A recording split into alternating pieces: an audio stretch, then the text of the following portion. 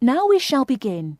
You should answer the questions as you listen, because you will not hear the recording a second time. Listen carefully and answer questions 1 to 3.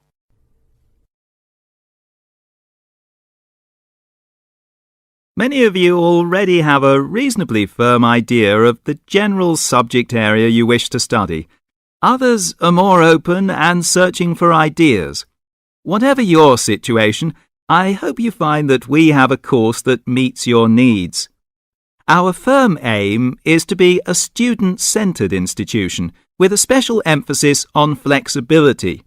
This begins with our attitude to access. We judge people on their motivation and commitment to study as much as, if not more than, formal qualifications.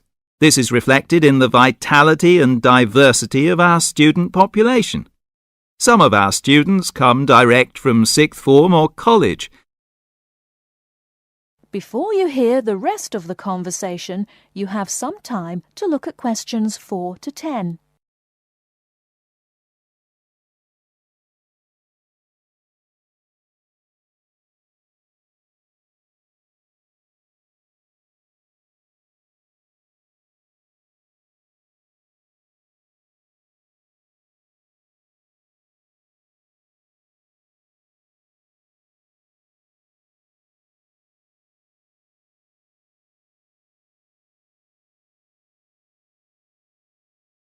Now listen and answer questions 4 to 10. Others are coming into higher education after a short or long gap from formal education. Some are seeking a specific set of skills with a particular job or profession in mind. Others are retraining or studying to give their careers a new direction or dimension. Some are learning about the very latest scientific, technological and commercial knowledge. Others are stretching their minds on sensitive environmental, social and cultural issues.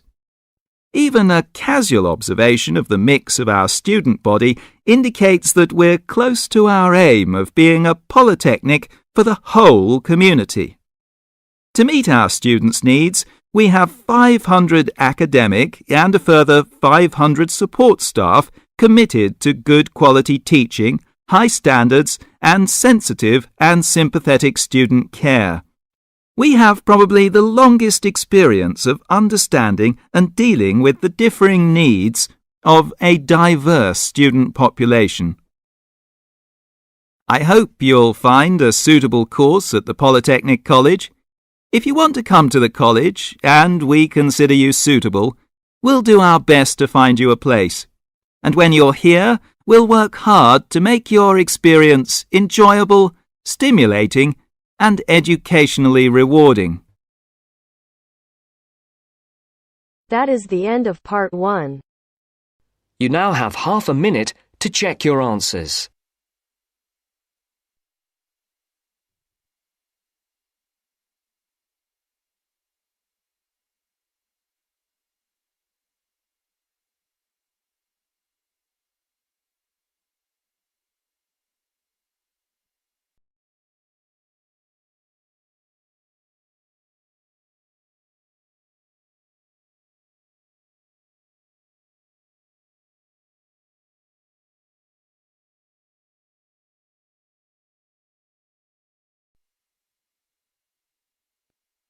Now turns to part 2.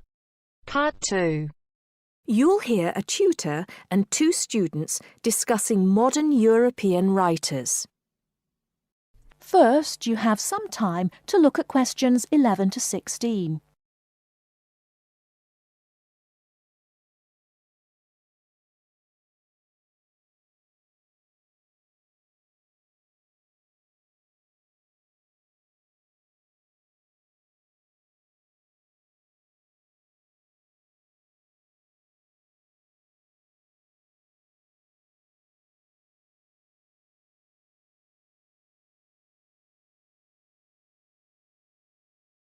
Now, listen carefully and answer questions 11 to 16.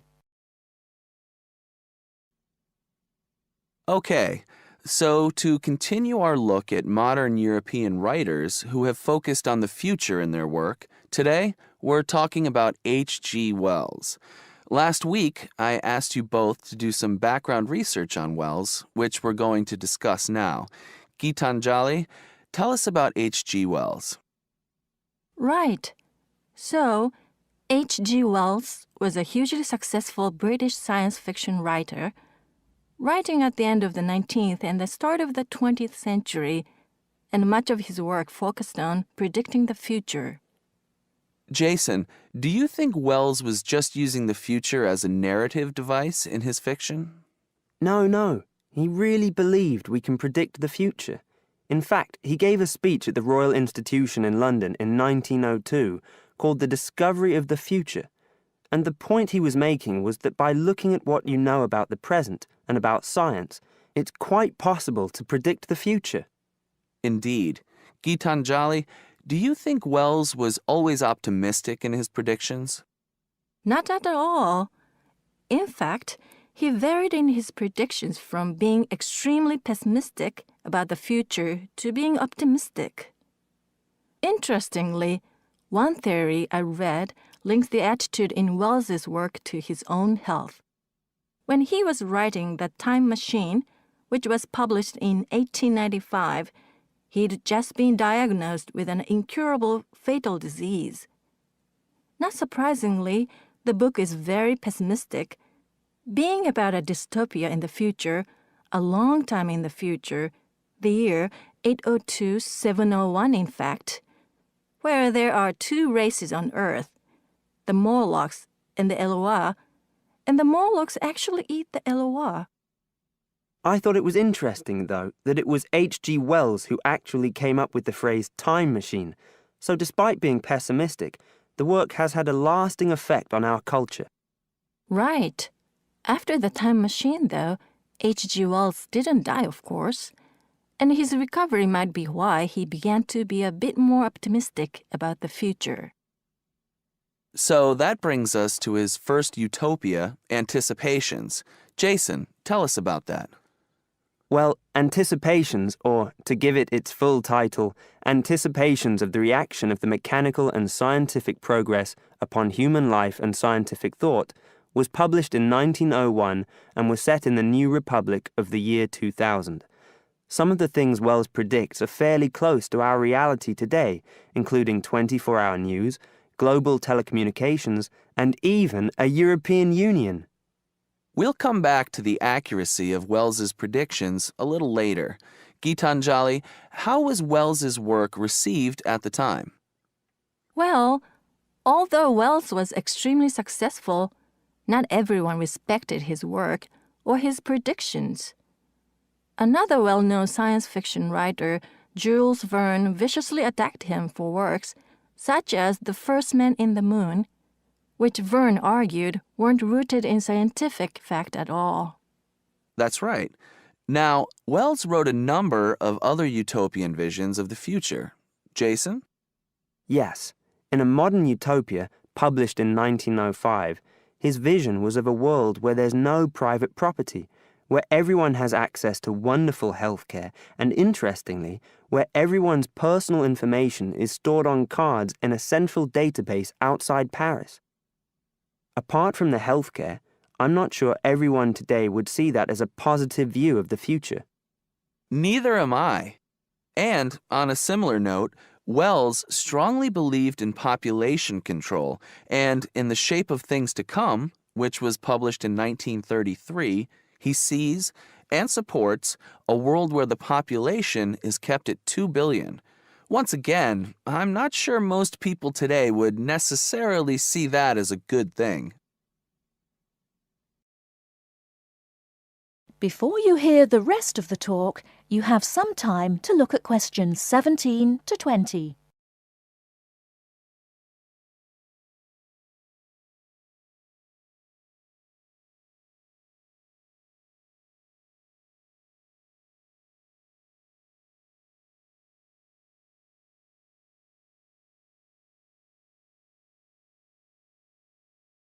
Now listen and answer questions 17 to 20.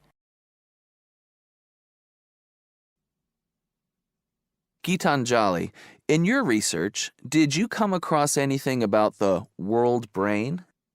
Yes, I did. It's actually very interesting. Throughout the 1930s, Wells predicted and supported the setting up of a huge world encyclopedia.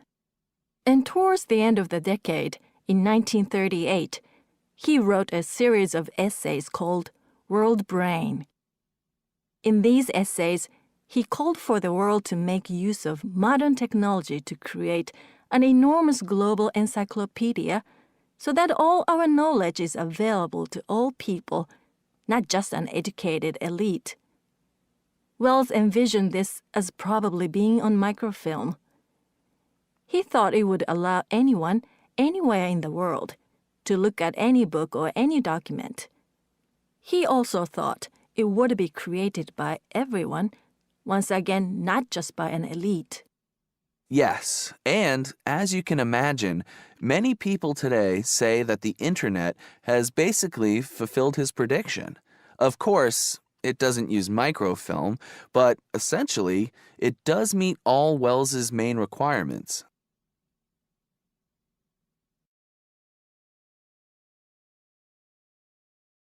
That is the end of part 2.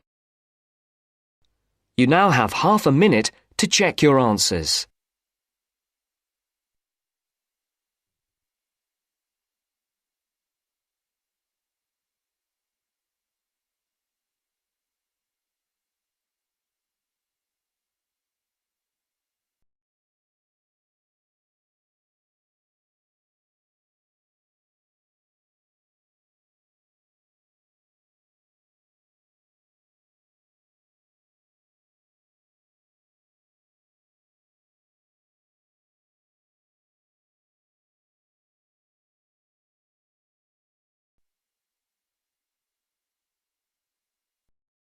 Now turns to part 3.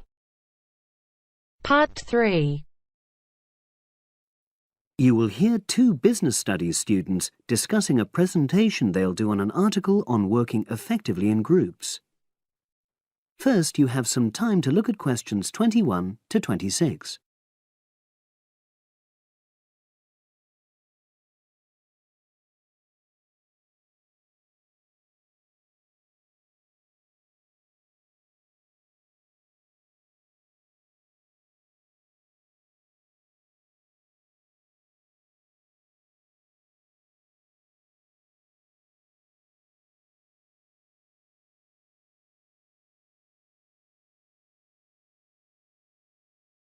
Now listen and answer questions 21 to 26.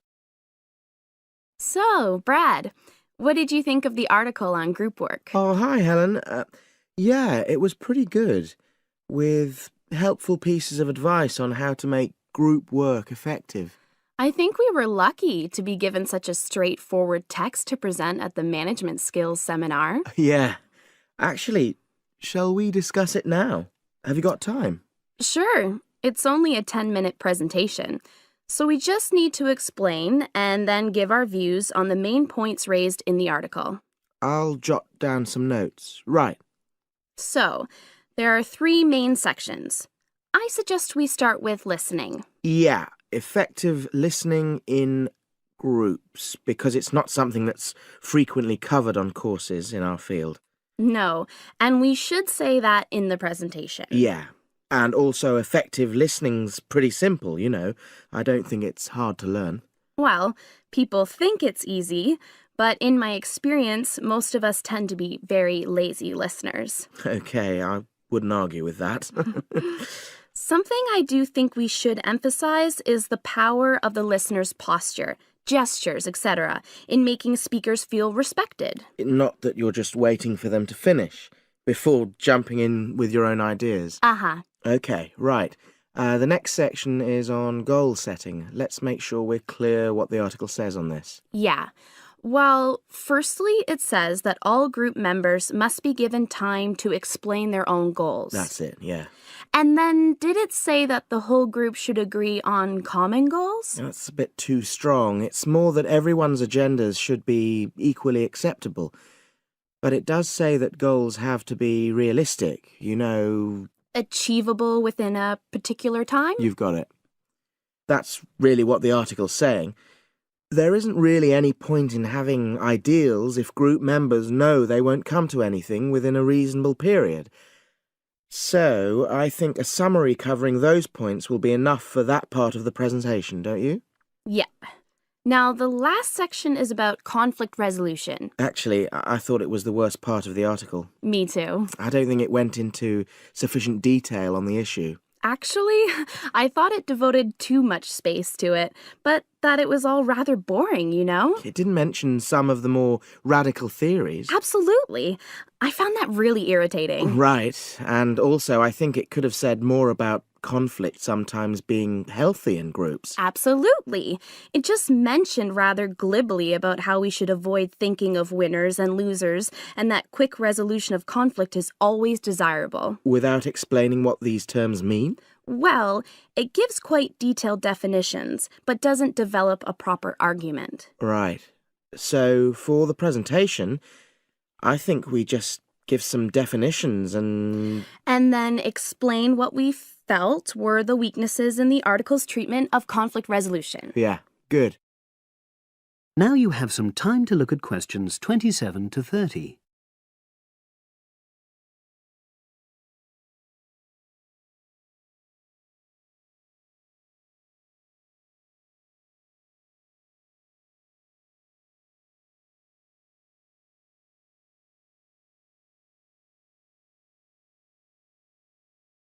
Now listen and answer questions 27 to 30. So, let's think about what we have to prepare for the actual presentation. Well, I suppose we'll use PowerPoint, but I'm hopeless at using it, especially if it has any visuals. I really have to look into doing a course on it because I know I'll need it in the future. Don't worry, I'm quite happy using PowerPoint and I'll put it together when everything else is ready. That's a relief. But yes, do that later. Okay. Now, I heard the tutor saying we have to include some well-chosen quotations from the article. I'm not sure if we do. I'll email him to find out. No need, I can just have a look at the specs he gave us when he set the task. That'll be quicker. But the tutor definitely said we have to prepare a handout to go with the talk. I'm not really sure how we do that. Sarah did one last year. Who's she? She's doing the same option as me on marketing. I'll ask her advice on what to include. Great. So that just leaves the bibliography at the end. I suppose it'll mainly be articles. Yeah. So we'll just look on the web, and we can leave that till later. But we've been advised against that. Well, we could have a look through some journals in the library. I think we should start by looking through module handbooks. I think that'll give us some good leads. Yeah, you're probably right. So that's all the topics.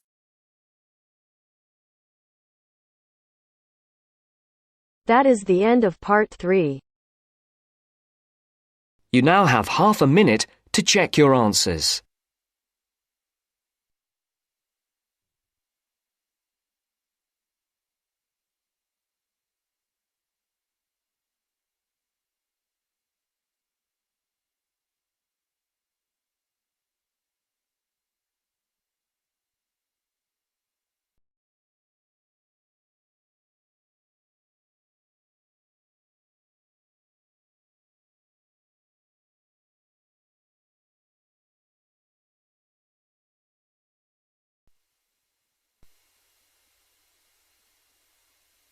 Now turns to part 4.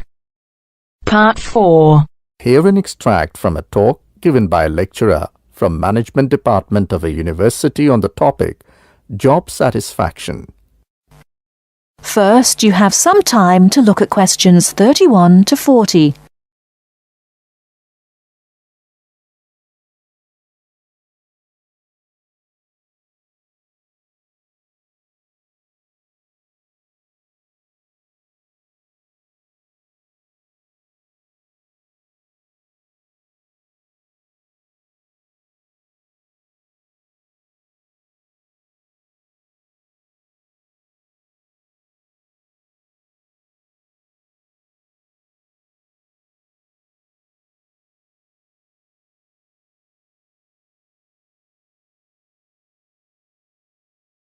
Now listen carefully and answer questions 31 to 40.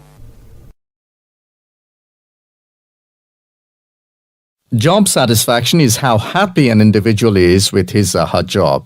Scholars and human resource professionals generally make a distinction between affective job satisfaction and cognitive job satisfaction.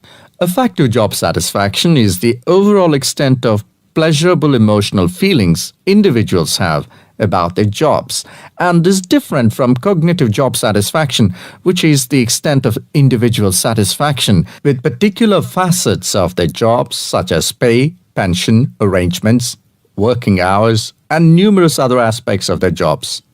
At its most general level of conceptualization, job satisfaction is simply how content an individual is with his or her job. Affective job satisfaction is usually defined as a one-dimensional, subjective construct representing an overall emotional feeling individuals have about their job as a whole. Hence, affective job satisfaction for individuals reflects the degree of pleasure or happiness their job in general induces.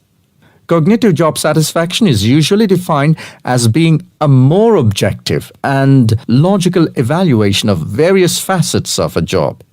As such, cognitive job satisfaction can be one-dimensional if it comprises evaluation of just one aspect of a job, such as pay or maternity leave, or multidimensional if two or more facets of a job are simultaneously evaluated. Environmental factors.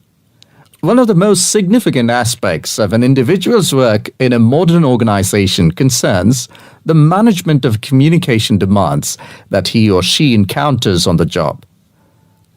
Demands can be characterized as a communication load. Individuals in an organization can experience communication overload and communication underload, which can affect their level of job satisfaction. Communication overload can occur when an individual receives loads of message in a short period of time, which can result in unprocessed information, or when an individual faces more complex messages that are more difficult to process. Due to this process, given an individual's style of work and motivation to complete a task, when more inputs exist than outputs, the individual perceives a condition of overload which can be positively or negatively related to job satisfaction. In comparison, communication underload can occur when messages or inputs are sent below the individual's ability to process them. According to the ideas of communication overload and underload, if an individual does not receive enough input on the job or is unsuccessful in processing these inputs, the individual is more likely to become dissatisfied, aggravated, and unhappy with their work that leads to a low level of job satisfaction. Superior subordinate communication. Superior subordinate communication is an important influence on job satisfaction in the workplace. The way in which subordinates perceive a superior's behavior can positively or negatively influence job satisfaction. Communication behavior, such as facial expression, eye contact, vocal expression, and body movement, is crucial to the superior-subordinate relationship. Nonverbal messages play a central role in interpersonal interactions with respect to impression formation, deception, attraction, social influence, and emotional bonding. Individuals who dislike and think negatively about their supervisor are less willing to communicate or have motivation to work, whereas individuals who like and think positively of their supervisor are more likely to communicate and are satisfied with their job and work environment. A supervisor who uses nonverbal immediacy, friendliness, and open communication lines is more likely to receive positive feedback and high job satisfaction from a subordinate. Strategic employee recognition. Employee recognition is not only about gifts and points. It's about changing the corporate culture in order to meet goals and initiatives, and most importantly, to connect employees to the company's core values and beliefs. Strategic employee recognition is seen as the most important program, not only to improve employee retention and motivation, but also to positively influence the financial situation. The vast majority of companies want to be innovative, coming up with new products, business models, and better ways of doing things. However, innovation is not so easy to achieve. A CEO cannot just order it and so it will be achieved. You have to carefully manage an organization so that over time innovations will emerge. Individual factors. Mood and emotions form the effective element of job satisfaction. Moods tend to be long-lasting, but often weaker states of uncertain origins, while emotions are often more intense, short-lived, and have a clear object or cause. Positive and negative emotions were also found to be significantly related to overall job satisfaction. It was found that suppression of unpleasant emotions decreases job satisfaction, and the amplification of pleasant emotions increases job satisfaction. There are two personality factors related to job satisfaction: alienation and locus of control. Employees who have an internal locus of control and feel less alienated are more likely to experience job satisfaction, job involvement, and organizational commitment. The characteristics like high self-esteem, self-efficacy, and low neuroticism are also related to job satisfaction. That is the end of part 4.